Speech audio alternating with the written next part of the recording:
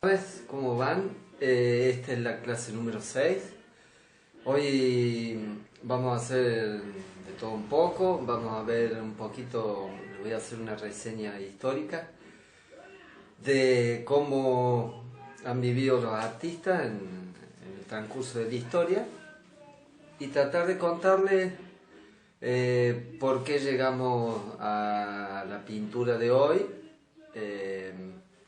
Que ha sido mucho más mérito en este siglo, en el siglo XX y el siglo XXI, ya de la apertura de muchas galerías y museos. Pero como les conté antes, la pintura nace en las cavernas del Paleolítico, como para dejar un rastro, un registro. Hay muchas teorías. Algunas dicen de que que el ser humano trató de utilizarla como magia al principio. Ustedes imagínense, ellos creían, una de las teorías es que pintando el bisonte le podrían quitar el alma y iba a ser mucho más fácil para ser casado. Entonces, después de eso fue dejar registro de, por ejemplo, las pictografías que tenemos nosotros, de cómo llegaron los españoles, las pictografías de los comechingones, de cómo se organizaban las tribus. Entonces, los indicios, muchos de los indicios que hay en las tumbas egipcias, en los templos mayas, o sea, los historiadores y los antropólogos se han basado en la pintura para tratar de entender no solo los jeroglíficos, sino la expresión artística. Y bueno, después de todo ese movimiento de las tribus, de pasar de ser nómades a establecerse en tribus o pueblos, el arte fue tomando muchísima más relevancia, porque, por ejemplo, en Papúa y en Guinea y en muchas otras tribus que hasta hoy día, los maorí, expresan su cosmogonía. Algunas de las obras, que hasta algunas han pasado a la piel con el tatuaje, era tratar de contar y mostrar de que cada familia tenía un tótem o un clan, o sea, que desde la escultura y la pintura se iba cultivando y tratando de pasar toda esa sabiduría a los pueblos. Entonces la pintura tiene un rol muy protagónico desde el comienzo de la historia. Así el caso también de cómo llega la iglesia, por ejemplo, a tratar de adoctrinar, evangelizar a toda la gente por medio de la pintura. Entonces también ahí, no solo que el artista era partícipe y actor principal en esta puesta en escena de la propaganda hasta política. Después, por ejemplo, si usted como artista no estaba avalado por la corona, prácticamente a muchos han pasado desapercibidos, hasta muertos de hambre, hasta el siglo pasado. Y hay hoy día artistas que también pasan en el anonimato,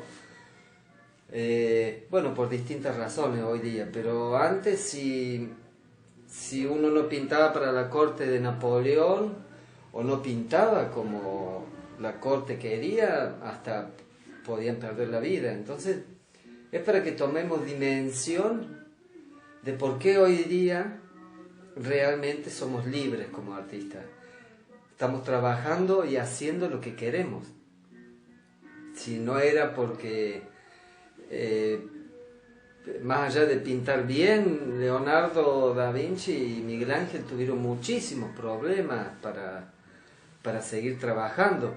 En ese tiempo me hubiera encantado vivir y ser un artista que tenía una persona que me preparaba el pigmento, otro que me preparaba la tela o la pared para hacer un fresco. Entonces todas estas manifestaciones, desde todos los distintos estilos como para catalogar, siempre el arte estuvo a la par de la historia, trabajando para o adoctrinar o para... Hoy día existe la televisión o un cartel pegado en la calle, pero antes la propaganda estaba hecha por el artista y tenía que estar bien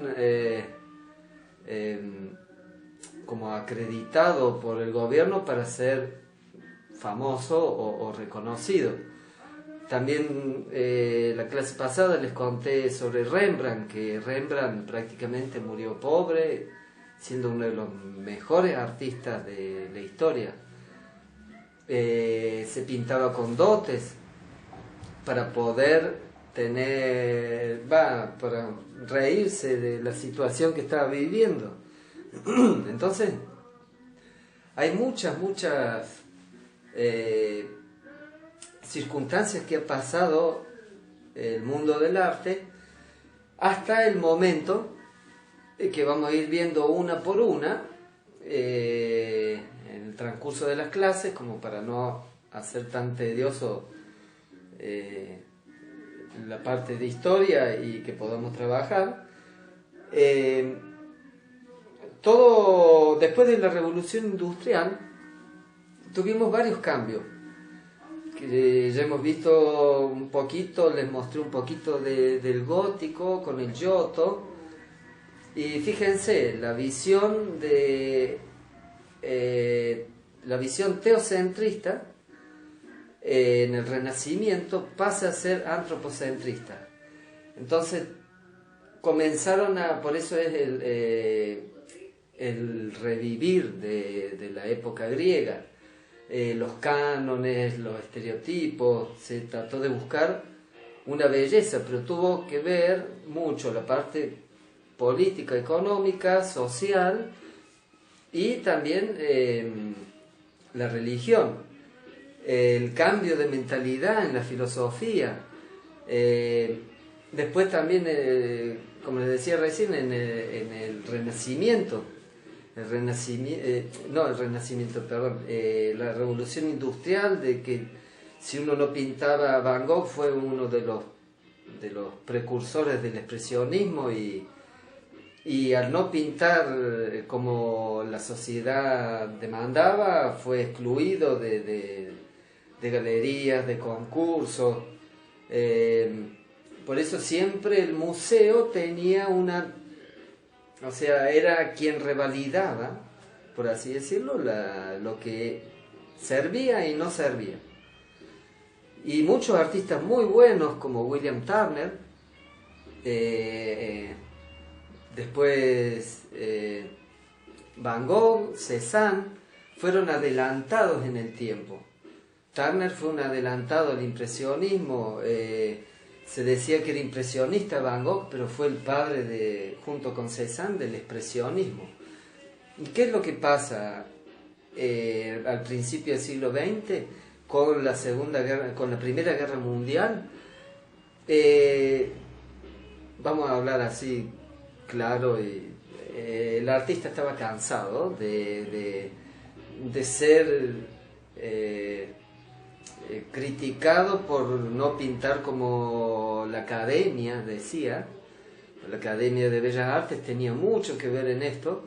Entonces eran excluidos de concursos de pintura y es como si el artista en el siglo XX hubiera llegado al límite y explotó. Entonces, ¿qué hicieron las vanguardias? El cubismo, el dadaísmo, el futurismo, el fauvismo, el expresionismo y el arte abstracto. Espero no olvidarme ninguna. ¿Qué hicieron?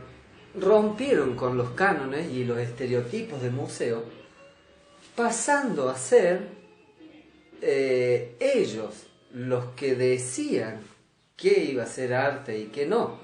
Porque si no estabas en el museo no eras artista. Si no estabas en cierta galería no eras artista. Eso hasta el día de hoy también pasa, pero por suerte tenemos más libertad. Hay galerías de arte que se especializan en hiperrealismo o en pintura clásica, como se llama. Hay galerías que trabajan con nuevos medios, con arte digital y todo, pero todo eso gracias a Derain, Kandinsky, Paul Klee, Picasso, Cézanne, muchísimos artistas que sufrieron hasta persecuciones. La escuela de la Bauhaus, que es muy famosa, la escuela de la Bauhaus sufrió la persecución nazi, tuvieron que cerrar, cambiarse de país. La verdad es si uno ve la historia de cada movimiento, tiene algo muy, muy, muy especial y muy válido por lo que han tratado de defender, han tratado de mostrarnos a nosotros lo que creían ellos que era bueno. Es como ustedes muestran su pintura y creen en ello porque es no solo hecho por sus manos, sino por su intelecto, con todo lo que ustedes, con todo el bagaje mental y toda la información que traen. Hoy día deciden hacer o abstracción o figuración o tratar de traer al presente algunas imágenes que a ustedes le han cautivado. Por eso tengo muchísimos ejemplos dentro de ustedes. Es muy importante el rol que cumplimos como comunicadores. Entonces, ahora nosotros que tenemos las armas y la libertad, ¿por qué no vamos a hacer lo que queremos? Por eso yo les digo, no podría juzgar si me gusta o no me gusta, o está aprobada la pintura o no. Yo siempre juego con que está aprobada por el sindicato. ¿Por qué? Porque todo es válido. Yo no puedo decir a una persona que tiene ganas de pintar así, cómo debería pintar. No, yo tengo que apoyar esa postura y esa elección, y yo lo único que puedo hacer es darle armas, que las armas son las técnicas, o las proporciones, o el uso de la geometría cuando van a tratar de plasmar alguna imagen, para facilitarles ese trabajo. Artistas se van a hacer ustedes con el incesante trabajo y con la incesante búsqueda de lo que ustedes creen que es justo y necesario mostrar. Entonces, entramos en la vanguardia, en donde ya no era el museo quien decía que era bonito o que no. Pasa a ser el artista, y les voy a contar una anécdota muy, muy, muy graciosa e interesante. Los dadaístas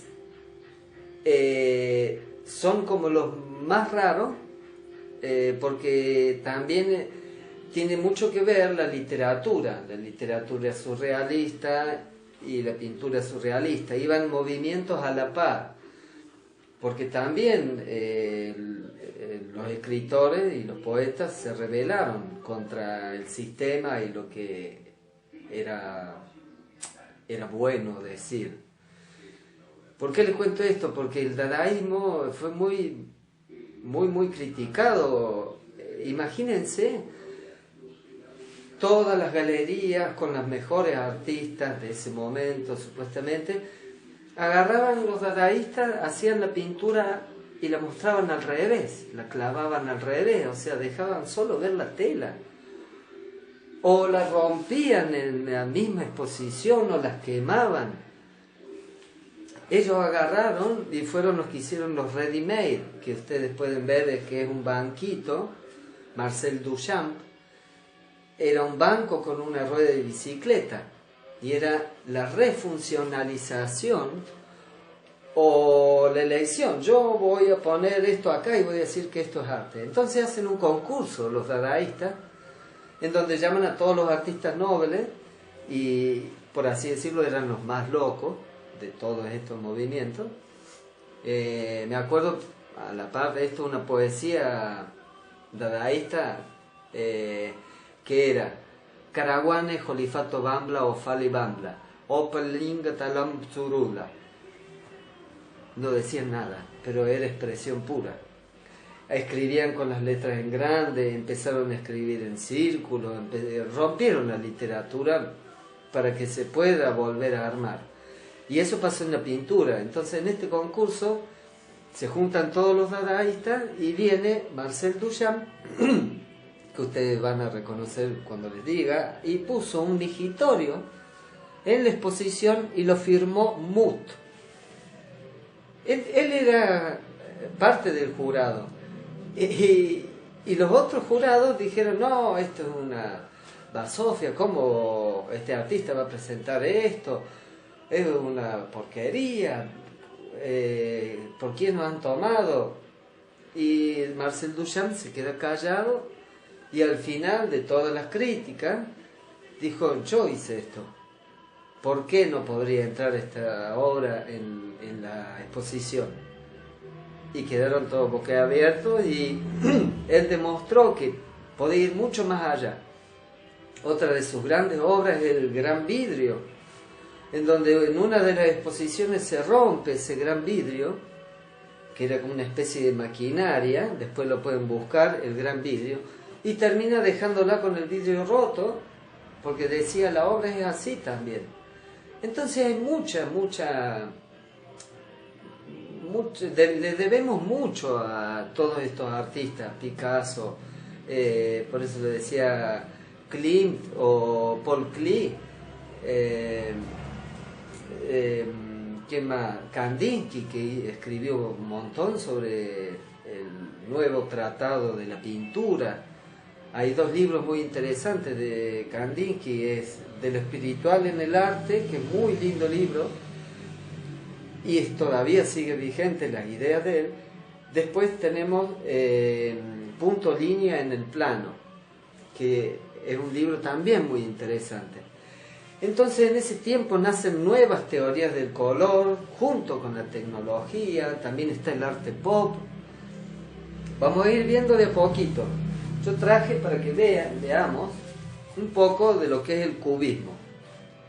El cubismo nace con una idea de, por así decirlo, metafísica. ¿Por qué? Porque ellos necesitaban tratar de contemplar la cuarta dimensión, que era el tiempo, no lo alto y lo ancho, ni lo profundo, que es la tercera dimensión, sino la cuarta, el tiempo. Entonces, uno de los ejemplos más citados era Picasso. Y acá tenemos también una obra de Mondrian. Yo las voy a ir mostrando así porque va a ser más fácil. Fíjense la descomposición. ¿Y qué era? Si yo te muestro esto así, capaz que bueno, vos lo recorrías así, pero ellos abrían la figura a una taza, a un vaso, lo abrían, entonces estaba como ya dentro de la obra el recorrido que yo iba a hacer dentro de la pintura. Ellos fueron los que empezaron con el collage, como vamos a ver obra de Juan Gris. Fíjense la descomposición de la figura, empezaron a poner pegar diarios, papeles. Fíjense, tenemos un artista muy muy reconocido acá en la Argentina, que fue, uno era Batteplana y el otro Petoruti. Entonces en ese juego por contar, fíjense, mostraban el violín desde varios puntos de vista. ¿Qué era lo más importante? Contar y mostrarnos el tiempo dentro de la composición. Entonces una de las tareas fíjense el nivel de deconstrucción. Una de las tareas que tienen es investigar un poco sobre el cubismo y hacer una obra, fíjense, hacer una obra que me cuente. Pueden, si quieren, copiar o armar una pintura suya, que sería muy interesante. Fíjense el trabajo de esa cara. Capaz esa nariz, bueno, está bien, pero empiezan a ordenar y a rigidizar, por así decirlo. Estos artistas vienen de una muy buena pintura de Caballete. Como ustedes pueden ver, la época celeste y rosa de Picasso, dibujaba y pintaba muy bien. Él después comenzó a deconstruir la forma. Una de las cosas más lindas que dijo que era que recién a los 80 años pudo volver a pintar como un niño, sin prejuicio y liberándose de todo el bagaje mental que tenía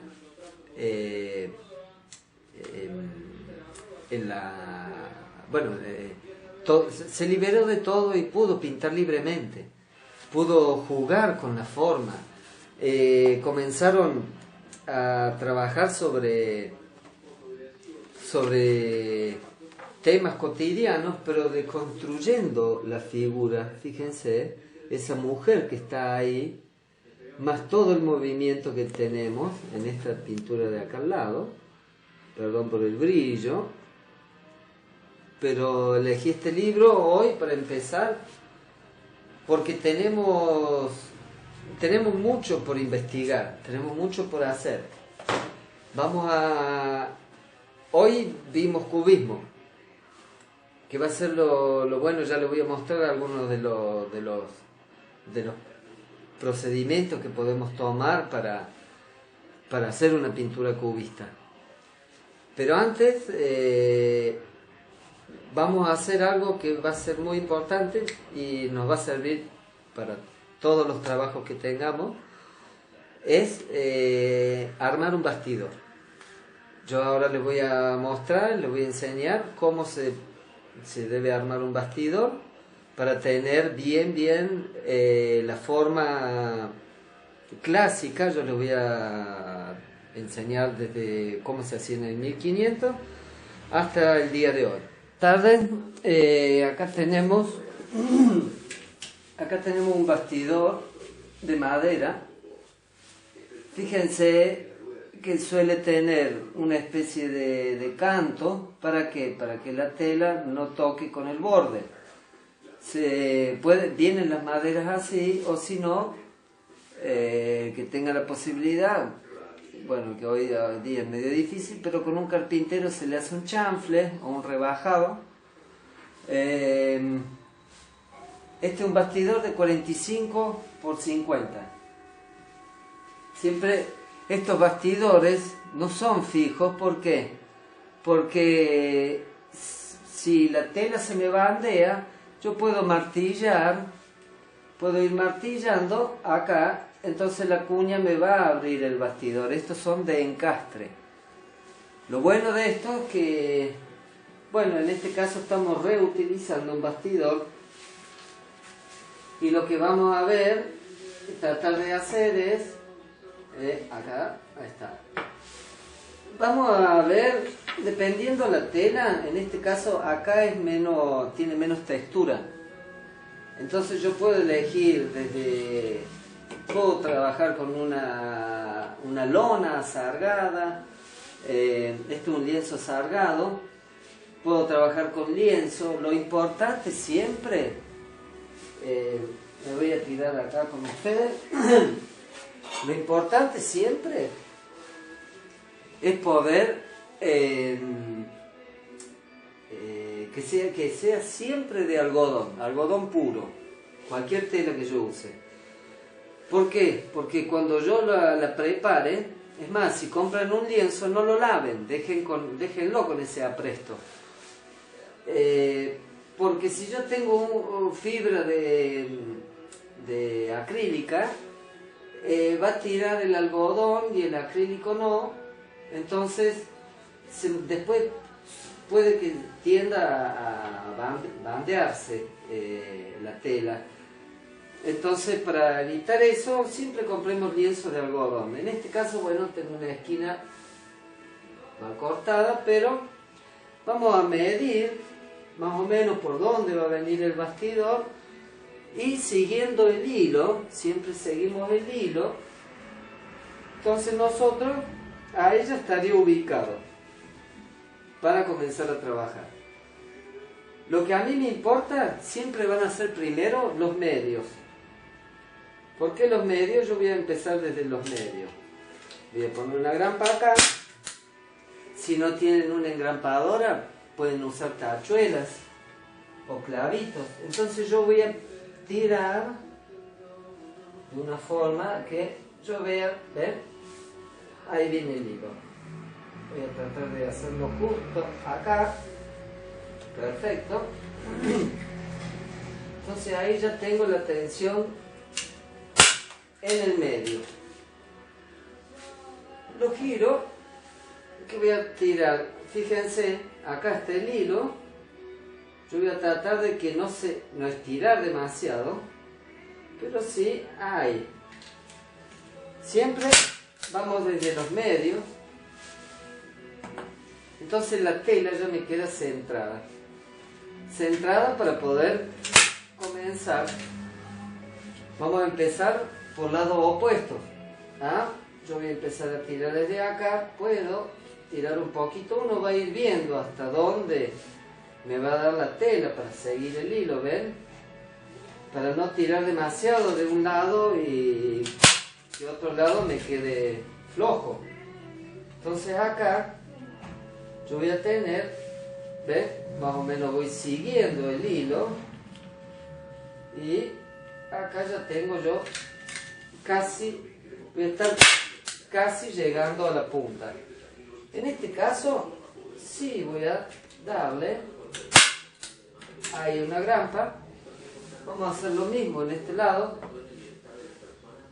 Ya vamos a ir viendo que una de las preparaciones más mejores que venían era con la famosa cola de hueso, o cola de pescado, o cola de conejo, que era la antigua cola de carpintero. Hoy día vienen todas las cosas o vinílicas o acrílicas.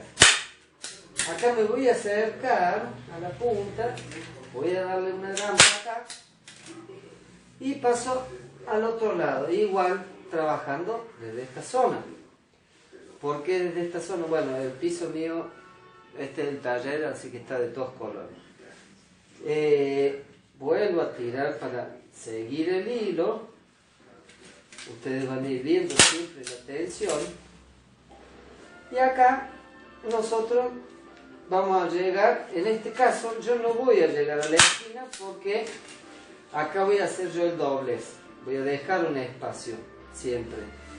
Voy al otro lado, cruzado, y ven, acá la tela llegó al hilo, ahí va.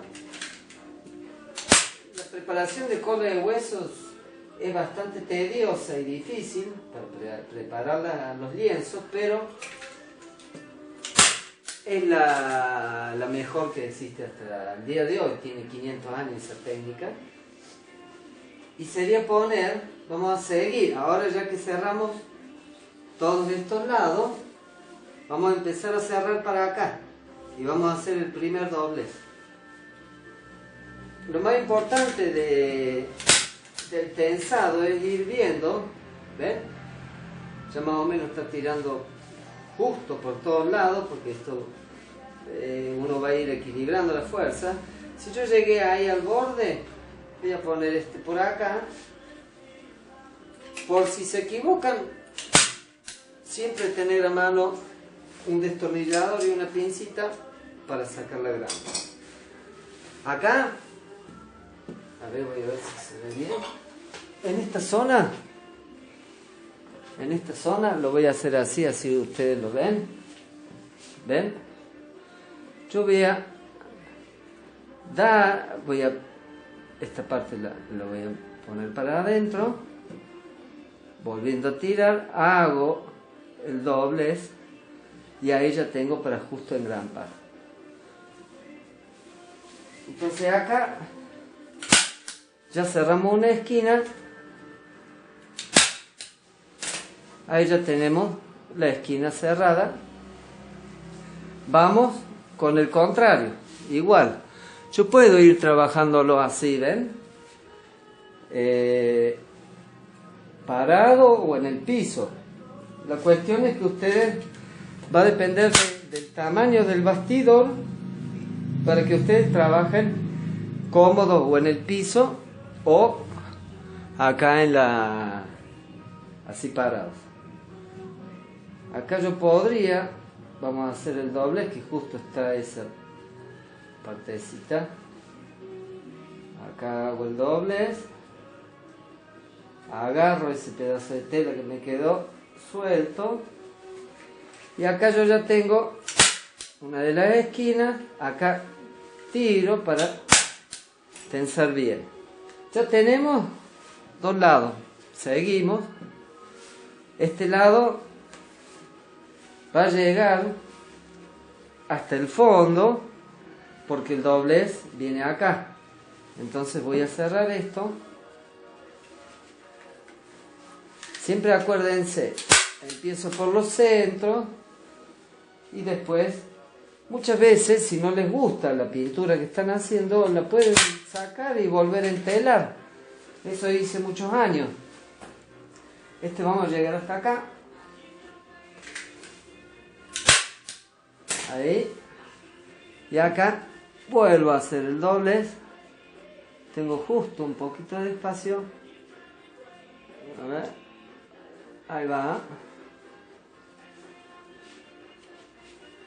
Y acá ya tengo cerrada la otra esquina.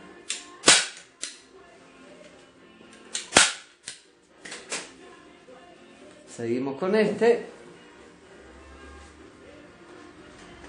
Tiene que hacer un poquito de presión. Van a ver, miren. Tiene que quedar tambor. Y se van a eliminar todas las imperfecciones o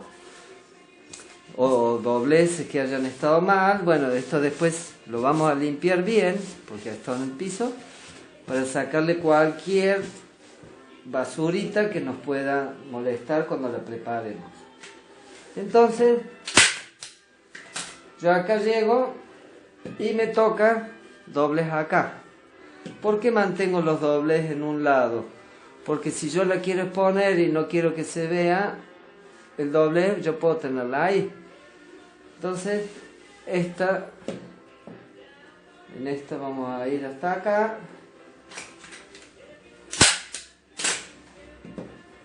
Y acá, de esta forma, volvemos, hacemos el pliegue.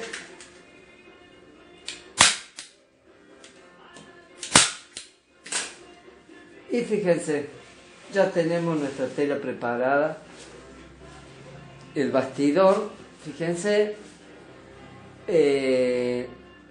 empezamos por las esquinas, por los puntos medios y nos vamos así, por acá, siempre cruzados, para que la tela vaya tensando. Y fíjense, ese es el sonido que tendría que hacer. Ya habiendo preparado esto, ya les voy a mostrar de qué forma nosotros podemos trabajar. Vamos a prepararla. Dar unos tips, así, algo, bueno, lo he aprendido por ahí con ensayo y error, después de muchos años de equivocarme. Les voy a mostrar de qué forma nosotros vamos a preparar la tela. Siempre en horizontal para que no ejerzamos tanto peso. Yo les voy a mostrar siempre en vertical, digo, y yo les voy a mostrar en horizontal. Yo lo voy a preparar más tarde, pero era para mostrarles de qué forma. Puede ser un pincel, ven, este es un pincel de pelo suave, Puede ser uno de cerda, un pincel que ustedes tengan para pintura en general de una casa. Pero con la pinceleta o pincel, ¿qué vamos a hacer? Vamos a cargar, tratar de cargar hasta acá, siempre, hasta la mitad. ¿Por qué? Porque pueden ver que me he equivocado, he llenado mucho y se nos va acumulando pigmento acá en el pincel. Y eso, con el tiempo, si no lo lavamos muy bien, ¿ven? Va a tener una especie de... se va a ir achicando el pincel, aparte de perder pelo porque se van quebrando. Pero lo voy a cargar hasta la mitad, voy a sacar el resto de pintura que me quede del tacho y voy a trabajar con el pincel derecho, no así, presionando tanto, sino que cubra la superficie y le voy a dar cruzadas las pinceladas. ¿Para qué? Para que los poros y toda pueda cubrir completamente la superficie. Entonces yo voy a ir pasando, cargo, sumo y voy a ir cruzando para que todos los poros se cubran. Cuando termino, lo voy a ver a contraluz. La veo a contraluz y ahí me va a decir dónde están los puntitos que no, la zona donde yo no he tapado bien, no he llenado de pigmento. ¿Por qué? Porque después, si yo trabajo con algo muy diluido, puede que me pase para atrás y eso puede que interfiera después en el tiraje de la fibra. Entonces eso nos puede entorpecer o molestar en la pintura en el futuro. Ahora les voy a mostrar un bastidor que acabo de preparar, que esa tela tiene una textura muy parecida y bueno, acá va a depender la preparación de cada persona. ¿Por qué? Porque ustedes pueden, ahí espero que me vean, ustedes van a poder elegir si necesitan un fondo plano, ese fondo plano blanco o de algún tipo de color, o hasta pueden adicionarle pueden adicionarle acrílico. ¿Para qué? Para que tenga diferentes colores, matices. Entonces ya comienzo, siempre recomiendo, si voy a hacer una pintura que no necesite el blanco de fondo, siempre recomiendo que maten el blanco, que le pongan algún otro color. Eso le va a ayudar a que si en alguna zona no pinte, no quede bien, suele no quedar bien eso blanco que se ve de atrás del fondo. Por eso usar algún color. Ahora vamos a pasar un poquito a lo que es pastel, óleo pastel, y es una técnica que no hace falta comprar materiales, suelen tener la mayoría crayones o óleo pastel. Vamos a trabajar con crayón y con óleo pastel para que veamos las posibilidades. Y ahora, bueno, vamos a trabajar con óleo pastel, lo que viene a ser el crayón. ¿Por qué yo les voy a mostrar esta técnica? Porque primero, si no tienen pastel, pueden probar con el óleo pastel, que es algo bastante interesante. Por ejemplo, vamos a ver lo que les decía del ejercicio de construcción. Si yo, por ejemplo, yo lo voy a dibujar para que ustedes lo vean. Estoy acá en el patio disfrutando de los pajaritos. Por ejemplo, si yo voy a tener un rostro, un rostro y quiero empezar a deconstruirlo, yo podría empezar a trabajar con algunas líneas rectas, comenzar a deconstruir la forma, a sintetizarla, al revés de lo que estábamos haciendo, para lograr una especie de cubismo. ¿Por qué elegir cubismo? Porque se presta para varias técnicas. Si yo tengo, por ejemplo, esta cara, yo podría comenzar a rigidizar todos los gestos.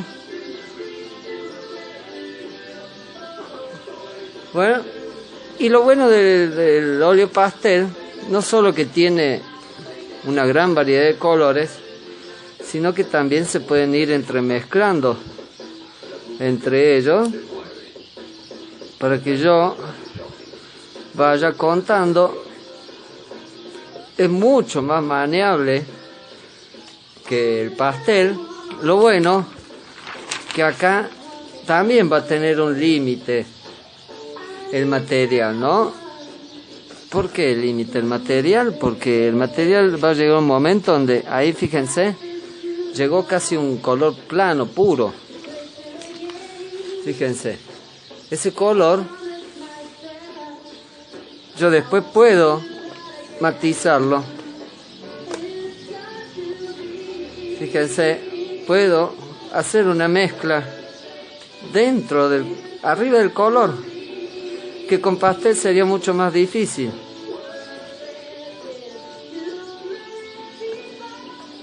Es algo es un poco más tosco que el pastel. Perdón por el cigarrillo. Entonces, nosotros vamos a ir acá porque yo tengo fondo blanco, ¿no?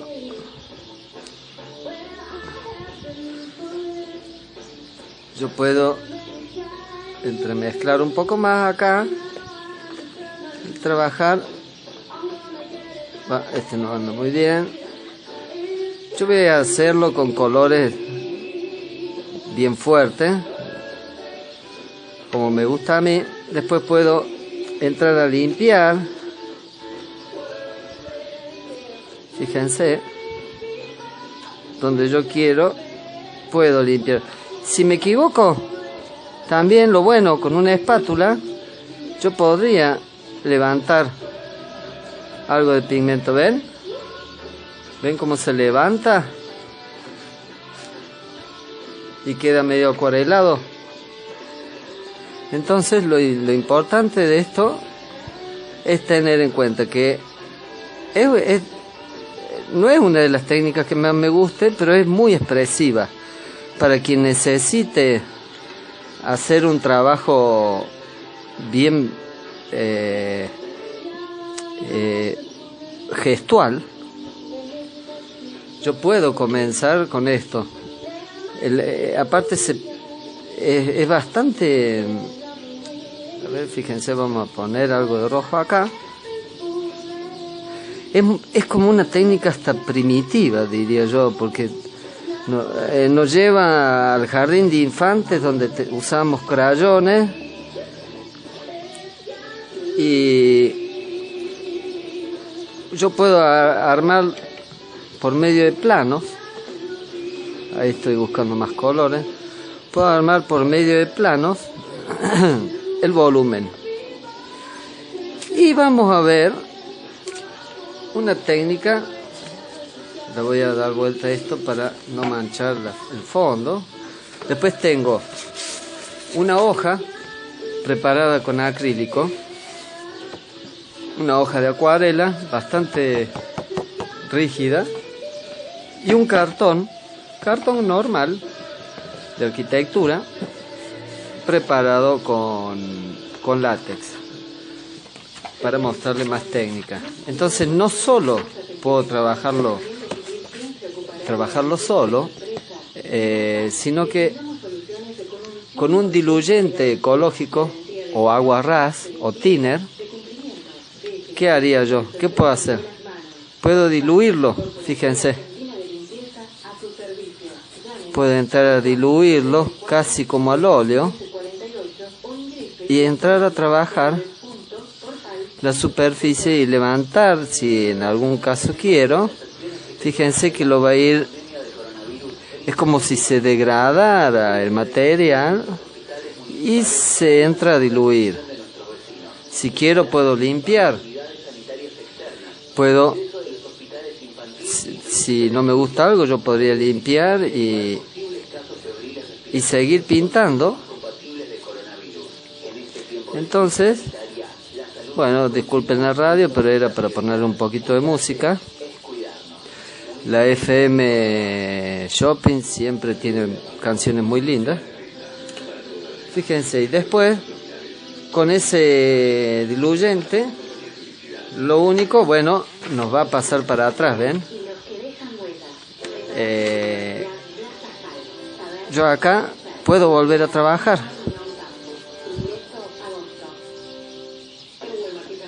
Entonces no importa el motivo.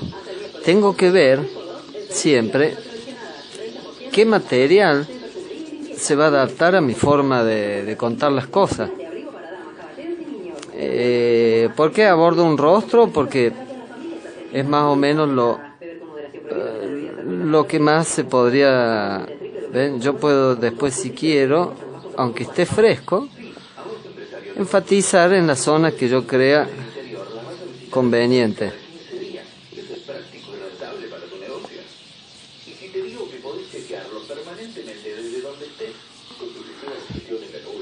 Fíjense, estos crayones tienen años, eso es lo bueno, jamás se pasan, no se secan como el acrílico y no pierden aceite como el óleo. Entonces fíjense, yo estoy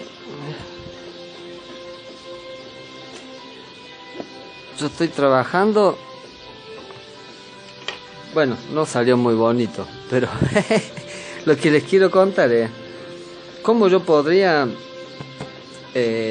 trabajar. Acá es un papel, una hoja de impresión, pero fíjense, aunque le haya puesto el diluyente, no se onduló como si fuera con agua. Eso es lo bueno. Entonces puedo seguir trabajando y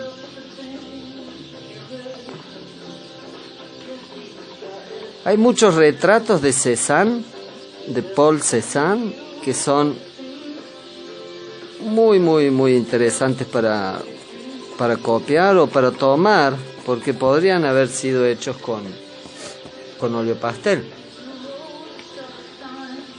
Este era como para que más o menos vean la técnica. Y acá, por ejemplo, yo tengo una superficie preparada con látex, con un color X,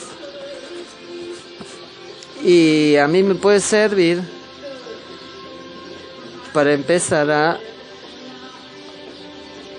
diagramar con colores.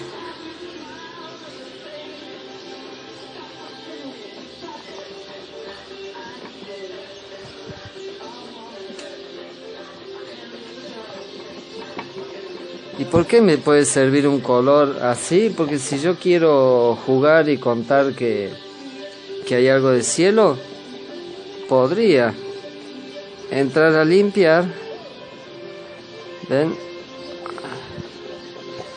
Y a contar que acá va a venir una nube.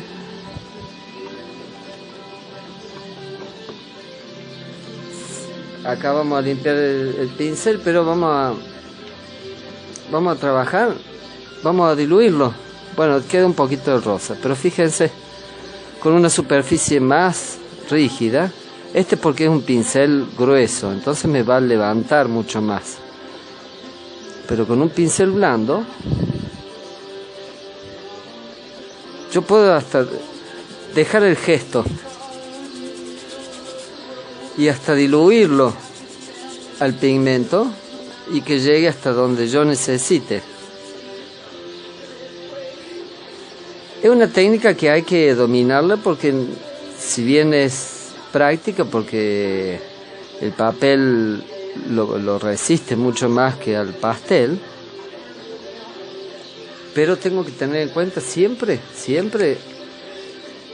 de qué forma yo estoy poniendo el color. Acá vuelvo y voy a volver a incidir y se entra a diluir el color. No sé si me queda blanco, acá me queda blanco. Entonces,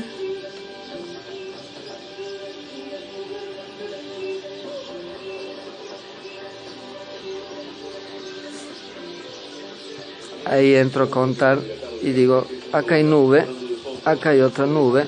Uy, se me fue. Si quiero, ¿dónde está? Puedo armar.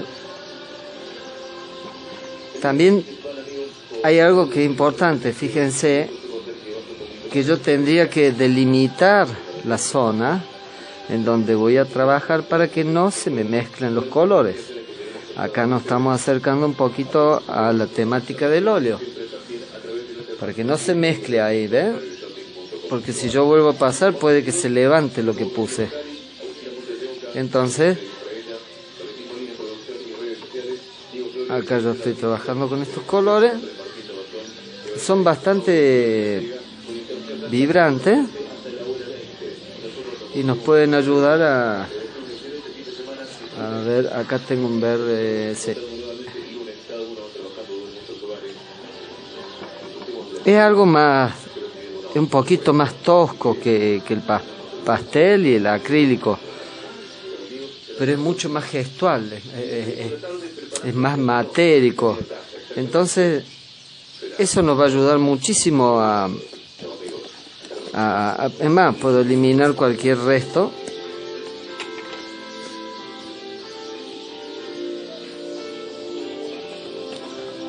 Yo estoy haciendo una especie de una abstracción de un paisaje, pero yo podría tener diferentes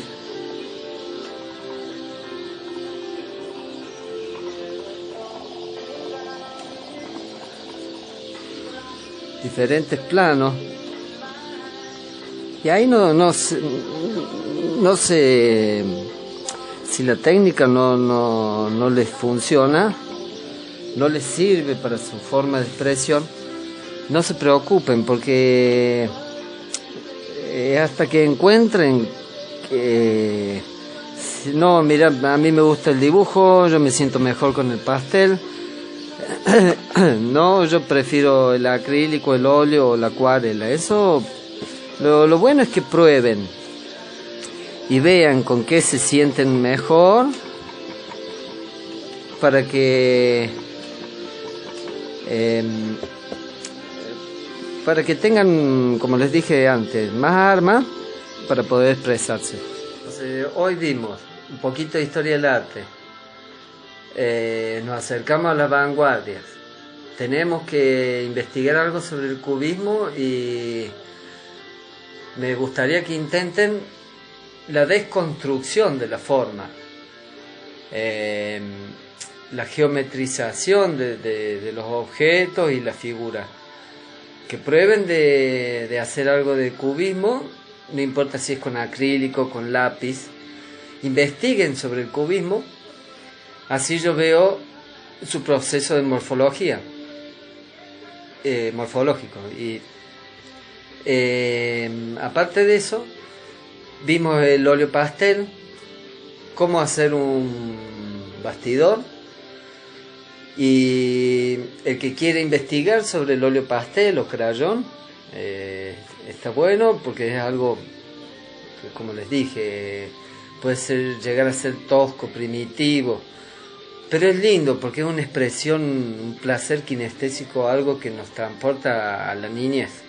Muchas veces, bueno, hemos visto, yo en mi caso sobrino, ustedes capaz hijos o nietos que le han pintado la pared y capaz que no salen los crayones cuando uno quiere limpiar. Pero bueno, tienen para probar este nuevo material. Lo interesante es que tienen una técnica nueva. El que quiera puede consultarme sobre cómo hacer bastidores. Lo importante es que sigamos trabajando y bueno, los dejo hasta la próxima clase. Es un placer trabajar con ustedes, me gusta mucho lo que están haciendo, así que yo también les voy a ir mostrando lo que estoy pintando, como para siempre les muestro algo, como para que acompañarlo. Así que los espero en la próxima clase. Hasta luego.